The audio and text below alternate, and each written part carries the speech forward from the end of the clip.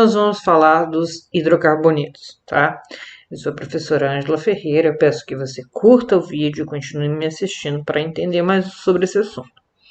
Bom, na palavrinha hidrocarbonetos nós vamos dar destaque a duas letras, H e o C.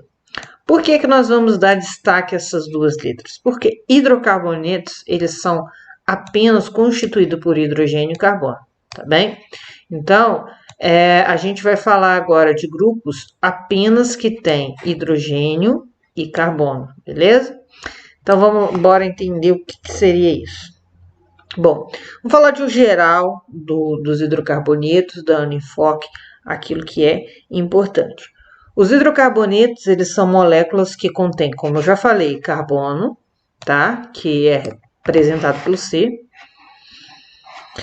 E o hidrogênio, beleza? Então, aqui seria a parte de destaque, né?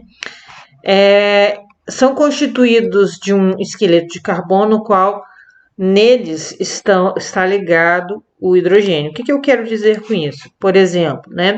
Eu tenho lá uma fórmula, representei aqui uma fórmula que a gente chama de forma bastão.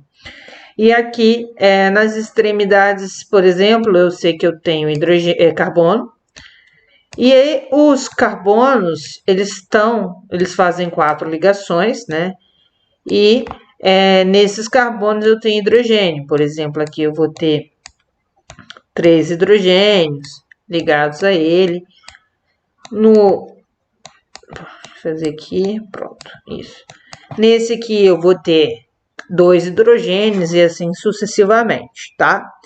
Eles se constituem por algumas funções importantes, que a gente vai ver que são os alcanos, o que são eles, alcenos, alcinos e os grupos com ciclos, que são cicloalcanos e cicloalcenos, e as moléculas aromáticas também. São geralmente obtidos de petróleo, são provenientes do petróleo, por isso estão presentes nos derivados, como a gasolina, a querosene, o óleo diesel, o gás líquido de petróleo, o gás natural, parafina, ou seja, o fracionamento ali do petróleo, ele fornece todos esses compostos, tá? E eles compõem 48% da matriz energética brasileira, né? E aí a gente pode ver derivados aqui, por exemplo, como eu citei, a gasolina, o óleo diesel, o gás, o GLP, o gás natural, todos esses são usados como combustíveis, né? Então, são daí que vem essa ideia de utilização como matriz energética do Brasil. Como eu falei, né, esses compostos, eles são provenientes do petróleo. Você tem lá o petróleo cru, que é aquele que é extraído lá das rochas no mar, normalmente, né? E aí você vai ter uma fornalha, né? Onde aqui você vai entrar em uma torre de destilação. Nessa torre de destilação você vai ter os componentes do petróleo sendo liberados: óleo combustível, óleos leves, querosene, gasolina e gases. Isso aqui vai depender da temperatura, né, de cada um. E a gente também tem aquela destilação feita a vácuo, sem a presença de ar, onde você tem aí os óleos lubrificantes, asfalto, dentre outras substâncias que são provenientes do petróleo. Os hidrocarbonetos são compostos apolares. O que eu quero dizer com compostos apolares? Tem duas características nos compostos apolares, né, que são importantes. A interação fraca do tipo de polo induzido, ou seja, né, as moléculas normalmente estão fracamente ligadas. Muitos desses compostos estão na fase gasosa ou tem baixo ponto de ebulição. Por isso, eles têm, devido a essa baixa interação das moléculas. E se é um composto apolar, que não tem polos, né, que não tem diferença ali de carga, eles não são solúveis em água, que a água é uma substância polar. Substância polar dissolve substância polar, substância apolar dissolve substância apolar. No caso, gasolina não é, por exemplo, não é solúvel em água porque existe uma diferença de polaridade, tá bem? Os hidrocarbonetos com relação à sua forma física, né? De 1 a 5 são gasosos, por exemplo, aí o metano, que é produzido a partir no lixo, por exemplo, tá? De 5 a 17 são líquidos, né? A gente tem aí a gasolina como um exemplo disso. O isooctano, por exemplo, também é um exemplo de carbono no estado líquido.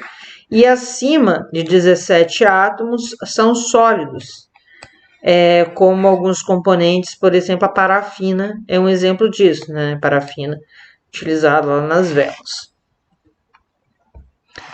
A combustão dos hidrocarbonetos, o que é combustão? É um processo de queima, onde eu tenho presença de oxigênio. Então, a combustão dos hidrocarbonetos produz gás carbônico e água e libera energia. Então, o processo de combustão de queima, ele libera energia, que pode ser aproveitada na produção de trabalhos mecânicos, né? Então, aqui a gente tem um exemplo de reação de combustão. Você tem o hidrocarboneto, carbono e hidrogênio reagindo com o oxigênio, formando CO2 e água e liberando energia, né? Porque uma reação de combustão, espera-se que ela produza energia. Com relação à nomenclatura desses compostos, o que a gente pode entender? Cada um deles, né, eles vão ter um prefixo, um infixo e um sufixo. O prefixo vai sempre indicar a quantidade de carbonos, né, que está aqui nessa tabelinha aqui, né, a quantidade de carbonos presentes na molécula, e a gente vai ver como que isso vai funcionar, tá bem? Então, aí a gente tem de 1 a 10, de 1 a 12 na sequência, depois 20, 30, lembrando que hidrocarboneto você pode ter uma quantidade muito grande de carbonos. Com relação, a gente falou do sufixo, né, do infixo, que é a parte do meio ali, você vai indicar como é a sua ligação entre os carbonos, se é a ligação simples, se é uma ligação dupla, se é uma ligação tripla, né? Aí você vai usar o AN para ligação simples, o EN para ligação dupla e o IN para ligação tripla. E a terminação, no caso, sendo hidrocarbonetos, né?